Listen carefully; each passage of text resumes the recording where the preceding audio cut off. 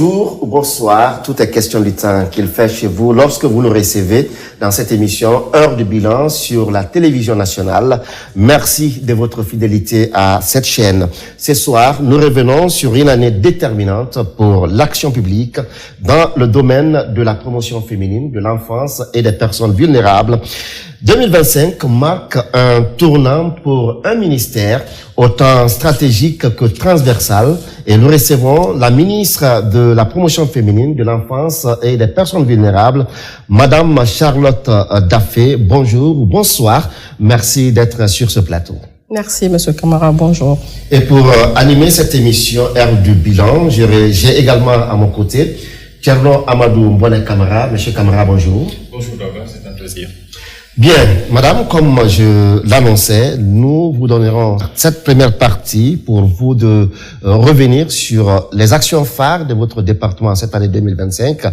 Comment vous avez utilisé votre budget, question de compte rendu à la population. Nous vous donnons ce temps de nous présenter les actions de votre département.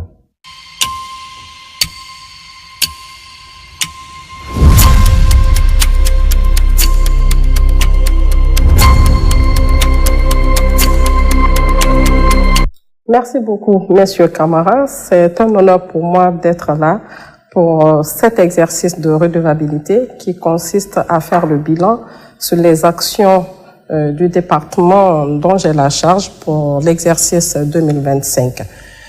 Le ministère de la promotion féminine, de l'enfance et des personnes vulnérables est l'un des ministères du secteur social avec une mission bien particulière. Notre mission consiste à l'élaboration, à l'exécution et à la mise en œuvre de la politique du gouvernement dans le domaine de la promotion féminine, de l'enfance et des personnes vulnérables. Quand on parle de promotion féminine, cela renvoie au genre, à la promotion, la protection des droits des femmes et des filles, mais également à l'entrepreneuriat des femmes avec pour finalité l'autonomisation, le respect des droits, l'équité des femmes et des filles. Quand on parle de l'enfance, cela renvoie à la protection et au bien-être des enfants, avec la mise en œuvre des actions contribuant à la protection des enfants, telles que nous l'utilisons dans notre jargon, ce qu'on appelle le VEDAN, la lutte contre les violences, l'exploitation, la discrimination, l'abus et la négligence vis-à-vis des enfants, puisqu'aucun pays, aucun État ne peut se développer si ces ressources humaines, en l'occurrence les enfants, ne sont pas protégées et suivies. Et enfin, les personnes vulnérables, ça nous ramène à cette couche sociale, cette frange de la population dont l'État, pour lesquelles l'État a la lourde responsabilité d'assurer l'inclusion sociale, mais aussi d'afficher ou d'exprimer une certaine solidarité conformément au troisième pan de notre devise nationale qu'est la solidarité. Maintenant, pour revenir à la question que vous venez de poser, pour revenir au bilan, vous me permettrez de le faire en partant des trois piliers fondamentaux qui compose le département dont j'ai la charge. Donc, je commencerai par la promotion féminine. Au niveau de la promotion féminine, nous avons mis en œuvre 5 actions phares ayant un impact direct sur les femmes et les filles de Guinée. Nous avons commencé par l'élaboration et la validation de la politique nationale JAR 3. JAR 3, pourquoi? Parce qu'on a élaboré une première politique en 2011, une deuxième en 2016 et une troisième avec l'accompagnement technique et financier de notre partenaire, le Programme des Nations Unies pour le développement, le PNUD.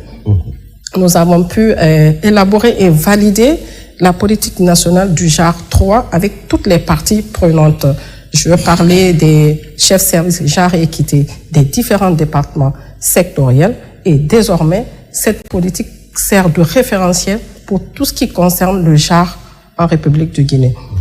Et également, nous avons inauguré et opérationnalisé le guichet unique VBG de Dubreka. Ce guichet permet aujourd'hui d'accompagner les femmes et les filles victimes de violences pour un accompagnement de façon holistique, c'est-à-dire prise en charge psychosociale, accompagnement médical et suivi, en tout cas dans son ensemble, avec les médecins et l'écoute et les travailleurs sociaux du département qui y sont pour accompagner les femmes ou les filles qui sont victimes de violences parce que elles sont recueillies dans ce centre. Okay. Donc ce centre, c'est une première.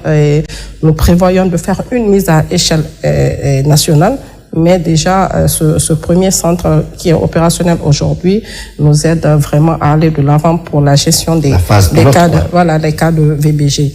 Ensuite, nous avons inauguré le 37e CAIEF. CAIEF, c'est les centres d'autonomisation à l'entrepreneuriat des femmes et des filles.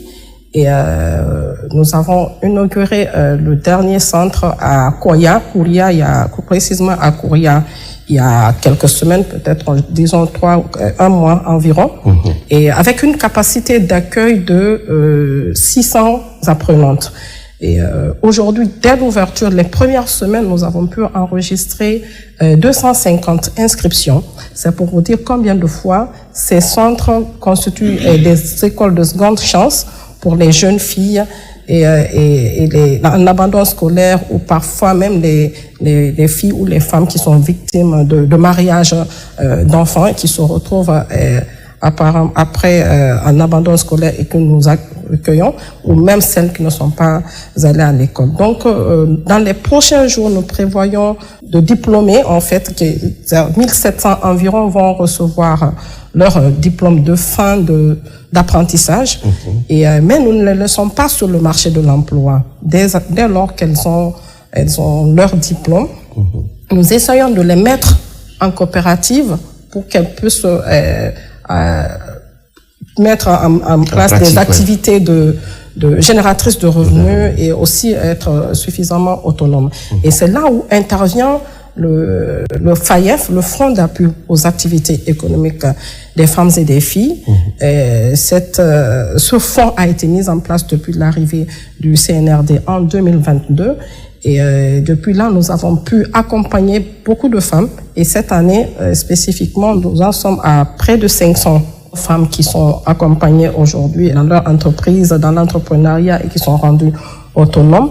Mais il y a également les femmes sinistrées de Kaloum, de l'incendie du dépôt d'hydrocarbures de Kaloum, qui sont accompagnées. Il y a 3000 ménages et qui vont constituer 100 micro-projets, puisqu'en fait, il y a toute une procédure qui est mise en place pour les accompagner, pour les structurer, pour leur permettre vraiment de bénéficier de cet accompagnement de façon pérenne. Et donc, il y a 100 micro-projets qui vont être constitués et ils vont être accompagnés dans ce cadre. Mais également, il y a sur le budget national, le BND également, on a demandé un crédit supplémentaire pour accompagner 30 champions. Parce que en fait, l'autonomisation des femmes, l'entrepreneuriat, il faut qu'on ait des champions qui vont essayer de tirer d'autres femmes. Les 30, vraiment, ça va être des modèles, des pilotes qui vont essayer de tirer aussi d'autres femmes vers le haut. Et avec l'autonomisation aussi. Vers l'autonomisation, avec l'accompagnement des collègues du budget et du ministère des Finances, on a pu recevoir des crédits supplémentaires pour accompagner vraiment de façon conséquente ces 30 champions qui vont aussi aider d'autres femmes à s'autonomiser. Nous avons également réussi à mettre en place le Conseil national des femmes et filles de Guinée après 21 ans d'attente. Cet organe consultatif vient régler aujourd'hui beaucoup de problèmes et vient aussi accompagner le département en charge des questions de femmes dans la mise en œuvre des politiques et programmes publics. Nous avons réussi les élections avec 17 membres aujourd'hui qui constituent les membres du bureau national, mais tenez-vous bien, ces femmes sont représentées dans tout le pays. Aujourd'hui, vous avez des conseils dans toutes les régions, dans toutes les préfectures, dans toutes les sous-préfectures, dans toutes les communes urbaines et rurales. Donc, les femmes sont représentées un peu partout aujourd'hui pour accompagner justement l'État dans la mise en œuvre de ces politiques et programmes, surtout en ce qui concerne les femmes. Donc, au niveau de la promotion féminine, voilà les cinq actions phares qui ont un impact, vous l'aurez compris, un impact direct sur la vie des femmes et des jeunes filles. D'accord. On va parler à présent de l'enfance. De l'enfance. Oui. Maintenant, en ce qui concerne l'enfance, toujours dans les réformes structurelles, réglementaires et institutionnelles, nous avons aussi élaboré la politique nationale de l'enfance 3 également. Et cette politique avec un plan d'action budgétisé avec la contribution de toutes les parties prenantes de l'État. Et donc, cette politique aussi va venir améliorer les insuffisances qui étaient dans les deux précédentes politiques. Et nous avons également mis en place ce que nous appelons e-adoption. Nous avons digitalisé le processus d'adoption. Parce que vous pouvez le savoir, dans notre pays, dans notre environnement, on a beaucoup de multitudes d'orphelinats et de centres d'accueil et nous n'avons pas de visibilité là-dessus. Donc, nous avons décidé, conformément aux instructions de la lettre de mission de Monsieur le Premier ministre, mis en place digitaliser le processus d'adoption afin que l'État puisse avoir un contrôle, un suivi des enfants et aussi un meilleur moyen de les protéger.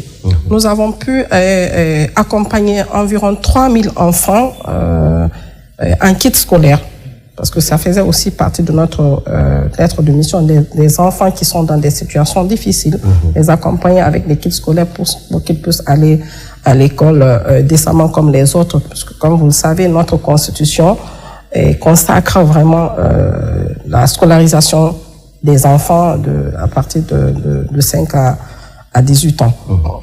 Donc, nous avons accompagné des enfants avec des kits scolaires. Et nous accompagnons également des enfants qui sont dans des écoles spécialisées. Parce que quand on parle de la scolarisation des enfants, on parle souvent des enfants normaux. Je dirais normaux. Mais il y a aussi des enfants à besoins spécifiques, des enfants sourds et muets, les enfants qui ont une déficience visuelle et des enfants qui sont en situation vraiment de handicap, de vulnérabilité. Donc, il y a des écoles spécialisées telles que l'école des sourds et muets de Boulbiné, qui est tout près, l'école des malvoyants de Ratomal. Mais également, on a relancé le centre des malvoyants de Cancan, qui était attendu depuis près de 20 ans. On a pu relancer le centre des malvoyants de Cancan. Et grâce à Dieu, il a accueilli ses premiers élèves.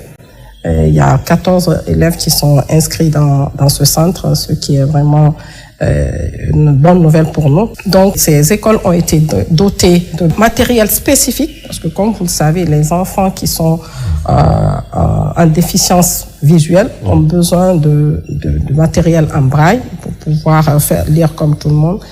Et donc, avec des ordinateurs, des tables blancs et autres, aussi des kits scolaires, des fournitures scolaires pour les accompagner. Et nous avons aussi accompagné des enfants, des personnes en situation de vulnérabilité qui sont au niveau de la cité de solidarité. Donc, eux, ils sont recueillis à l'école primaire de notre centre de formation sociale appliquée Jean-Paul II. Et il y a une école primaire, une école maternelle qui accueille les enfants des personnes en situation de vulnérabilité. Et ils sont accompagnés avec la nourriture et avec les fournitures également. Sur l'enfance, et rapidement, on va aller sur la question liée aux personnes vulnérables. Alors, au niveau des personnes vulnérables, je peux dire que cette année, on peut dire que c'est une très belle année pour les personnes qui sont en situation de vulnérabilité, notamment les personnes en situation de handicap. Et la loi, grâce aux autorités, aux plus hautes autorités, la loi sur le handicap a été révisée, votée et promulguée par son Excellence, Monsieur le Président de la République. Et cette loi, aujourd'hui, va bien au-delà des anciennes lois qui étaient là. Parce qu'au lieu de parler de handicap physique, cette loi met en lumière les personnes en situation de handicap. Pourquoi on parle de situation de handicap? Parce que quand on parle de handicap, on voit tout de suite des gens, quelqu'un qui est soit dans une chaise roulante, ou qui est manchot, ou qui est bon. C'est visuel, c'est tout de suite on voit, ça saute aux yeux. Mais il y a des formes de handicap qui ne sont pas visuelles. Des personnes qui sont asthmatiques, qui font des crises, donc c'est un handicap. Et une personne drépanocytaire qui fait des crises, qui peut pas aller à l'école, mais c'est une situation de handicap. Donc, même si c'est une conjonctivite qu'on a pendant une semaine ou 3 jours, on ne peut pas ouvrir les yeux, c'est rouge, on ne peut rien faire. On est en situation de handicap. Mais c'est pas bon, c'est pas vraiment de façon ponctuelle, mais c'est des personnes qui se retrouvent dans ces situations à tout moment. Donc la perception du handicap change et on prend de façon globale les personnes en situation de handicap. Donc grâce à Dieu, cette loi a été adoptée, votée, promulguée par Monsieur le Président de la République.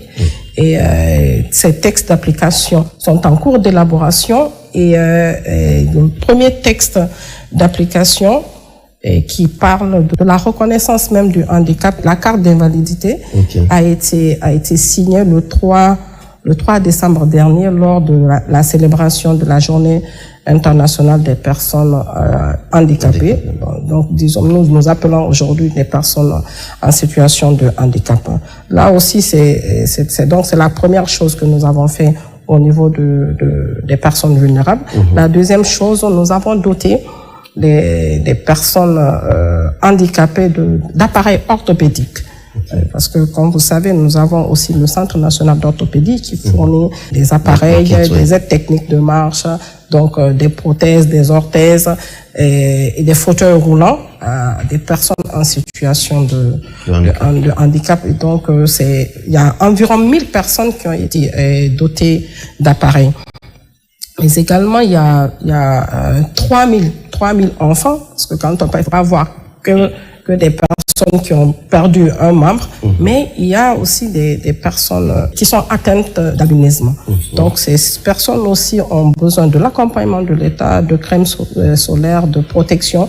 Donc il y a environ 3000 personnes atteintes d'albinisme qui ont aussi été dotées de produits, de crèmes, de protection en fait pour leur éviter des cas de maladies telles que le cancer de la peau, parce que souvent c'est ce qui les fatigue.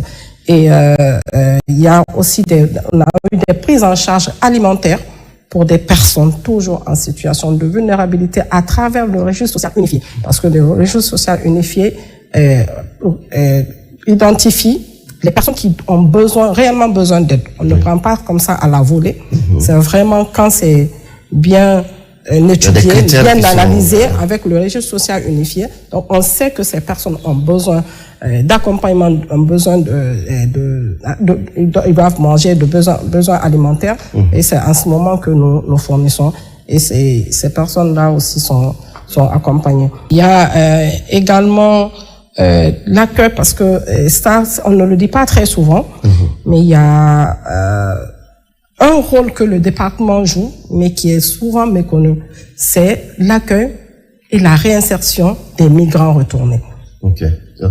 Parce qu'une fois que les migrants reviennent, ils deviennent le poids du département. Parce que c'est nous qui gérons les vulnérabilités. Quand ces personnes reviennent, elles sont vulnérables. Il faut faire quoi? Il faut déjà les accueillir, il faut les orienter, il faut les réinsérer. Donc, les équipes du département travaillent d'arrache-pied pour rechercher les parents et les accompagner, faciliter leur réinsertion, d'abord sociale. Après, il faut aussi une réinsertion économique. Là aussi, parfois, les centres, les CAIF jouent un rôle, le FAIF aussi joue un rôle, parce qu'il faut leur trouver moyens de subsistance. D'accord. Bien évidemment. Voilà que nous avons pratiquement et largement dépassé le temps qui vous étiez imparti pour cette première partie. Mais ce n'est que partie remise, on va rattraper dans les autres minutes qui vont suivre. Alors, Madame la ministre, vous venez de faire le tour de vos actions sur les 3 piliers qui sont la promotion féminine, l'enfance, mais également des personnes vulnérables. Nous allons à présent vous soumettre à cette autre partie qui est la question-réponse et ça s'appelle le débat.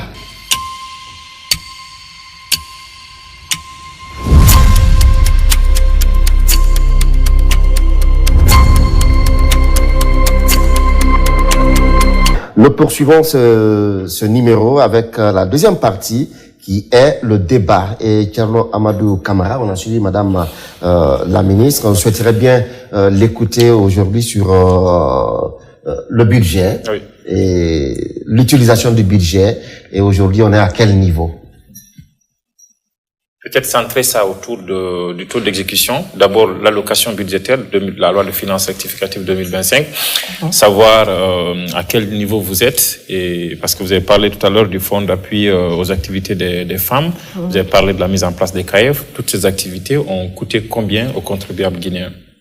Ok, merci beaucoup pour cette question. Au titre de l'exécution budgétaire, nous avons, comme je vous le disais, sur le BND, on a pu avoir avec le pool financier un accompagnement supplémentaire pour aider les femmes.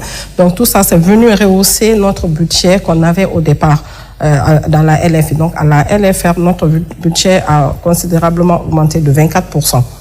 Okay. Donc sur la LFR, au titre des dépenses de personnel, on était sur 54 milliards 660 millions environ. Nous avons pu engager 45 millions. Comme vous le savez, ça c'est le titre 2, c'est les dépenses de personnel.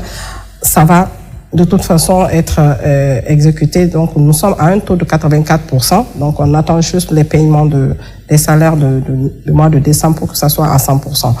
Ensuite, au titre des dépenses de biens et services, nous sommes à un taux d'engagement, parce que j'entends par engagement tout ce qui est engagé systématiquement avant la fermeture de la chaîne, ça sera exécuté. Donc aujourd'hui, de 98 milliards en LFR, on est à 43 milliards d'engagés, soit un taux de 44%. Au titre des dépenses de transfert, ça c'est ce qui concerne les EPA. Sur 91 milliards en LFR, on est à 50 milliards engagés, soit un taux d'engagement de 55%, qui est sensiblement égal au taux d'exécution également. Maintenant, ça fait un total sur les ressources propres de 45% de taux d'engagement. Maintenant, si on prend les FINEX, on est à un taux de 78%. Sur 49 milliards, on est à 38 milliards engagés. Donc, on est à 78,37% au niveau des financements extérieurs. C'est-à-dire que les projets financés par les banques multilatérales et autres ont connu vraiment une avancée très, très significative au cours de cette année. Et donc, j'espère que d'ici le premier trimestre 2026, on aura clôturé avec ces financements extérieurs des partenaires. Donc, ce taux d'engagement est satisfaisant parce que, comme je vous l'ai, au niveau du titre 2, ça sera exécuté à 100%. Dès que les salaires du mois de décembre vont passer, mais les 24% aussi qu'on a demandé de crédits supplémentaires au niveau de certaines de nos directions ont amélioré la LFR de 24%. Et donc globalement, on peut dire que l'exécution budgétaire pour cette année est globalement satisfaisant. Satisfaisant puisqu'on est au seuil de 50%, ce qui n'est pas toujours évident quand on prend tous les contextes et toutes les procédures qu'il y a autour de l'exécution budgétaire. Peut-être une question, c'est de savoir, c'est pas beaucoup pour un pays qui met le social au cœur de son programme. mais c'est déjà suffisant vu le niveau économique que nous avons. Qu'est-ce que vous faites pour que, je ne parle pas de l'enfance, mais de la protection de la femme, mais aussi des personnes vulnérables, pour que l'assistance ou l'accompagnement que vous faites soit un accompagnement pour amener les gens à se prendre en charge? Qu'est-ce que vous faites pour l'autonomisation et des personnes, des femmes et des personnes vulnérables, pour que ce ne soit pas un accompagnement perpétuel de l'État? Parce que c'est quand même une charge, Madame la Ministre. C'est une charge, mais quand vous prenez le budget du département, vous ramenez ça au budget global de l'État, ça ne fait pas 1%.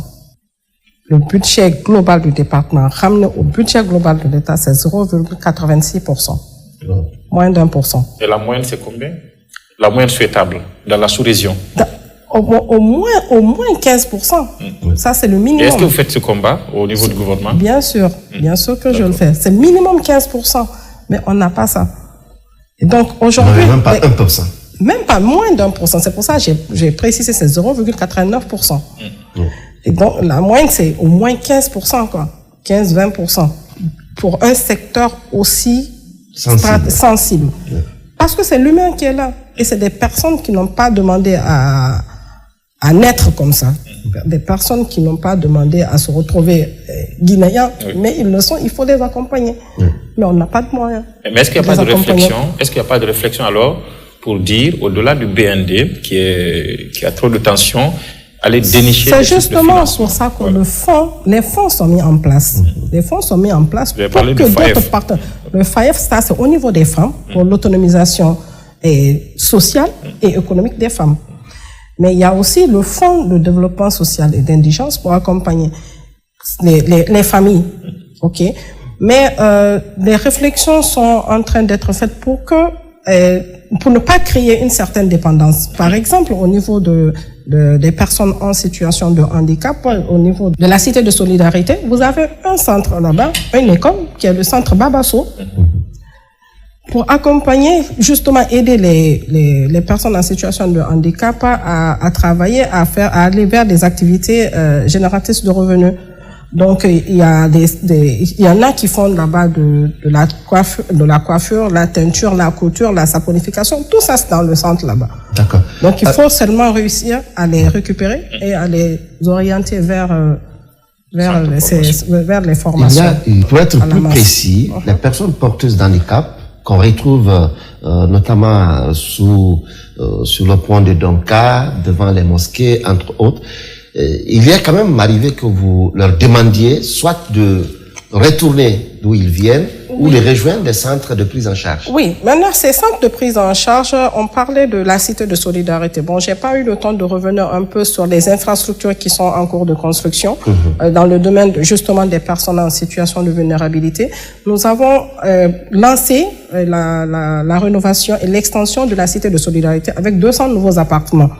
On a lancé il y a un an. Et normalement, d'ici la fin de 2026, la cité sera complètement rénovée et avec plus de place. Mais la réflexion aussi, c'est parce que nous sommes autour des programmes d'indigence et solidarité qui vont aller vers la construction des centres d'encadrement des cités solidarité au niveau régional pour faire une mise à échelle. Parce qu'ils ne peuvent pas tous se retrouver à Conakry. Il y en a à la cité aujourd'hui qui viennent de l'intérieur du pays. Ils ne savent pas où aller quand ils viennent, ils vont directement là-bas.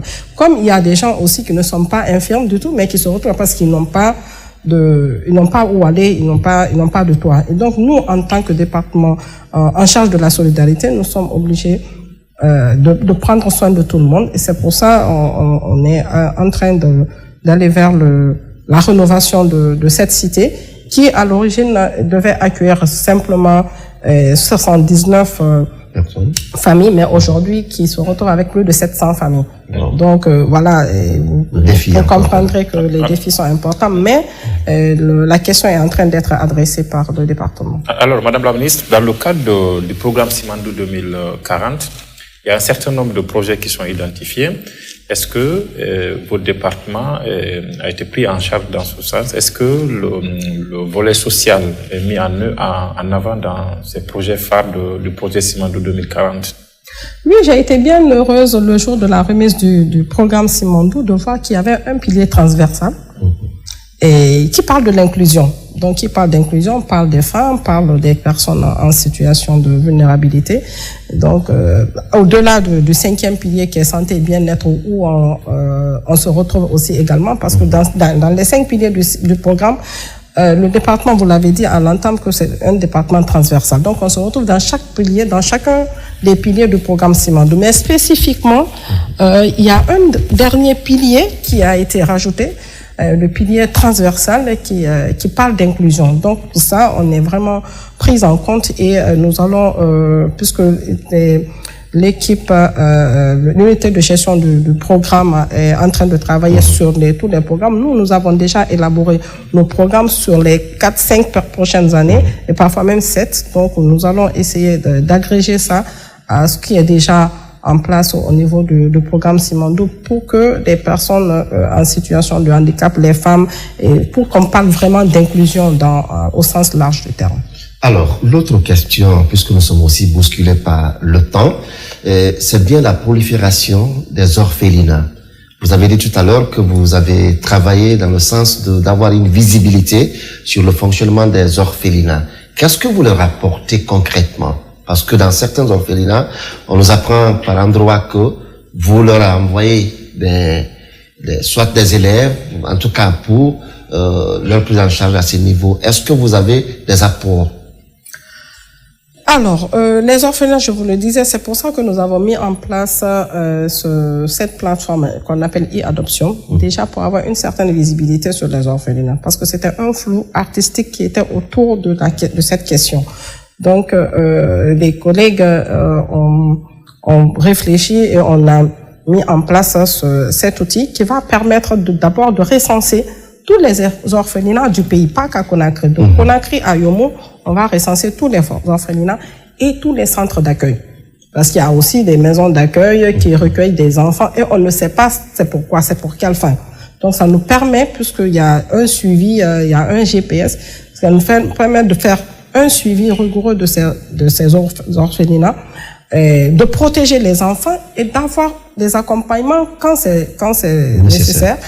L'État peut apporter des accompagnements pour ces orphelinats. Vous faites quand même un travail de régulation de ces orphelinats. Exactement, parce que j'aimerais sur la question, on voit même sur les réseaux sociaux certains orphelinats qui exposent même parfois les visages des enfants pour demander des choses. C'est ce qui nous a amené à mettre en place. Est-ce que vous faites cette régulation? Est-ce qu'elle est faite? Est-ce qu'il y a une loi qui sanctionne de tels comportements? La loi, le code de l'enfant protège entièrement toutes ces questions.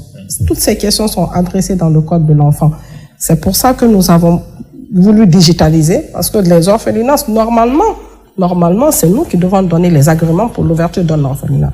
Mais comme on a vu qu'il y avait une certaine prolifération, c'est ce qui nous a amené à digitaliser. Avec le digital, on a la traçabilité de tous les orphelinats et la question ne se posera plus en fait. La question qui revient dans les orphelinats le plus souvent, non, le ministère ne nous aide pas, le ministère ne nous donne rien. Est-ce que c'est de votre responsabilité de donner quelque chose aux orphelinats?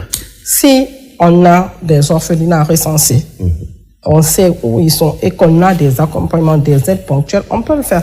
On n'a pas de ligne budgétaire spécifique pour accompagner les orphelinats. Je parlais tantôt de recensement, de recueil, de l'accompagnement des enfants à besoins scolaires à travers le pays. Ceux-ci ne sont pas dans les orphelinats, mais ce sont des enfants de Guinée et dont il faut prendre soin. Il faut les sortir de la mendicité, il faut les empêcher d'aller vers la mendicité, il faut les amener à l'école. C'est notre devoir en tant qu'État de les amener à l'école et d'en prendre soin. Donc, ceux qui mettent les orphelinats en place, si c'est nous qui leur avons donné les agréments qu'ils utilisent sont vraiment validés par nos soins, nous les appelons et quand bientôt Noël des enfants, nous avons des orphelinats qui sont recensés et qui viennent avec eux, nous collaborons. Mais les gens, ils se lèvent, ils disent voilà, ils ont des accompagnements à gauche, à droite, des partenaires qui viennent avec des équipements de seconde ou de troisième main pour dire ok, j'ouvre un orphelinat. C'est pas comme ça qu'on se lève pour ouvrir un orphelinat. Pour ouvrir un orphelinat, il faut d'abord avoir un cœur. Il faut avoir vraiment la patience. Il faut aimer les enfants. Il faut avoir un côté humain mais très élevé pour pouvoir ouvrir un orphelinat et s'occuper des enfants. Il faut aussi avoir les moyens. Il faut avoir les moyens. Donc, on ne se lève pas subitement pour dire, en comptant sur l'accompagnement des uns et des autres pour ouvrir un orphelinat. Il y en a qui le font, oui, ils se retrouvent dedans de fait, sans le vouloir, ils se retrouvent avec 1, 2, 3, 4, 5 enfants. Après, ils se disent, bon, pourquoi ne pas s'occuper des enfants? Ces gens-là doivent être régularisés. Et il y en a, on ne sait pas c'est pour quelle fin ils retiennent les enfants. C'est justement pour ça que nous avons voulu digitaliser, dématérialiser complètement la gestion des orphelinats et avoir une certaine visibilité pour protéger nos enfants, accompagner éventuellement. Et est-ce qu'il y a spécifiquement quelque chose pour les personnes du troisième âge? Bien sûr, il y a l'accompagnement des personnes du troisième âge. Quand je parlais de l'accompagnement des personnes en situation de vulnérabilité, c'est y compris les personnes du troisième et du quatrième âge, bien sûr. Vous voyez que ma population, c'est vraiment... Bien, merci beaucoup, Madame la ministre, Madame Charlotte Daffé. Je rappelle que vous êtes ministre de la promotion féminine, de l'enfance et des personnes vulnérables. Nous passons à présent à la dernière partie de cette émission qui s'appelle À la loupe et vous allez recevoir des questions des citoyens, des téléspectateurs auxquels vous allez répondre. Et c'est tout de suite.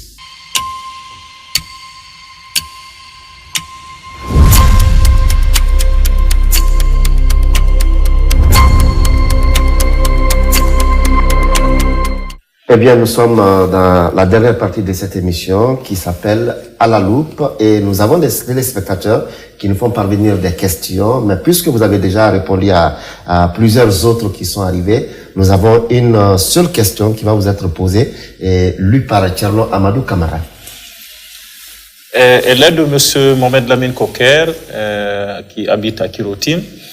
Le secteur social occupe la 5e place du programme Simandou. Votre secteur travaille étroitement avec les ONG et les partenaires techniques et financiers. Quel progrès avez-vous réalisé dans la coordination, le suivi et la transparence des actions menées en collaboration avec ces acteurs? Merci beaucoup pour cette question. Lors de ma prise de fonction dans ce département, la première chose que nous avons eu à faire avec les équipes ici présentes, c'était d'organiser les journées nationales de concertation avec l'intervention de tous les acteurs dans les 3 piliers fondamentaux du département, les femmes, les enfants et les personnes vulnérables. Et à la fin de ces 3 journées de concertation, la question essentielle, la plus importante, c'était la coordination des interventions. Nous avons une multitude d'ONG qui travaillent, qui œuvrent dans le domaine du handicap, des femmes et des enfants. Mais qui vont d'abord travailler, qui prennent des actions avec des partenaires, et après ils viennent. Ils veulent juste que le département les accompagne pour avoir une certaine légitimité. Ça ne marche pas comme ça. Il faut d'abord venir, que ce soit en ligne avec nos politiques et programmes, et quand c'est correct, on peut aller avec les ONG. Nous travaillons avec certaines ONG, mais il y en a peut-être sur 100, vous trouverez peut-être 2 ou 5 qui font des rapports d'activité. Les autres, ils font des rapports d'activité avec les partenaires techniques et financiers qui les accompagnent et qui leur donnent, qui ont aussi besoin de résultats d'ici la fin de l'année, quoi. Ils ont des projets, ils ont des budgets annuels et pour les exécuter, ils font avec les ONG à gauche et à droite qui forcément parfois ne sont pas en ligne avec nous, ce que nous faisons avec nos politiques et nos programmes. Et donc, la coordination, encore la coordination des interventions. Nous avons les mêmes cibles, nous avons les mêmes populations.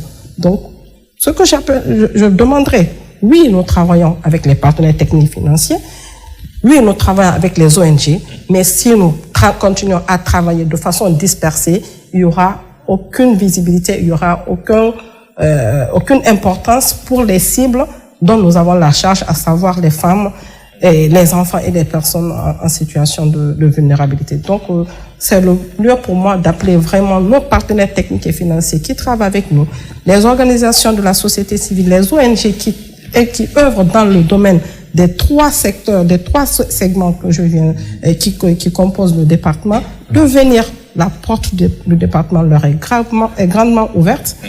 Ils peuvent venir en fonction des programmes que nous avons déjà élaborés. Nous en avons 8. C'est pas des tonnes. En fonction de ça. Et chaque pilier a un programme ou 2 programmes spécifiques.